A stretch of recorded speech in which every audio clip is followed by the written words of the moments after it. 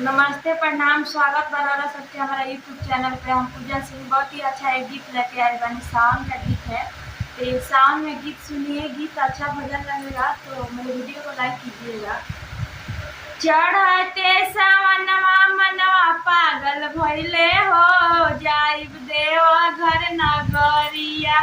चढ़ते सावनवा मनवा पागल भइले हो, जाइब देव घर नगरिया। देव घर नगरिया हो, देव घर नगरिया। चढ़ते सावनवा मनवा पागल भइले हो, जाइब देव घर नगरिया।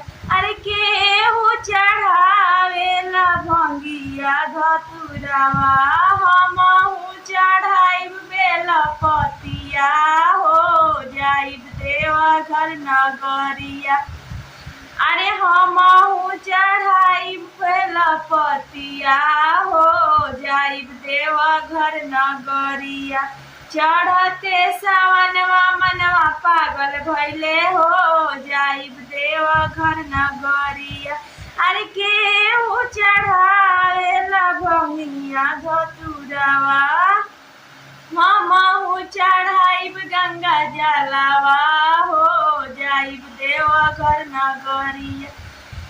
अरे केहू चढ़ावेला बेलिया चमेलिया, हमहू चढ़ाइब कनैलिया हो, जाइब देव घर नगरिया।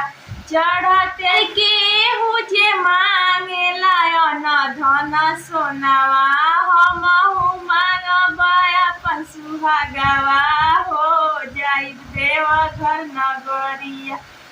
चढ़ते सावनवा मनवा पागल भइले हो, जाइब देव घर नगरिया। देव घर नगरिया हो, देव घर नगर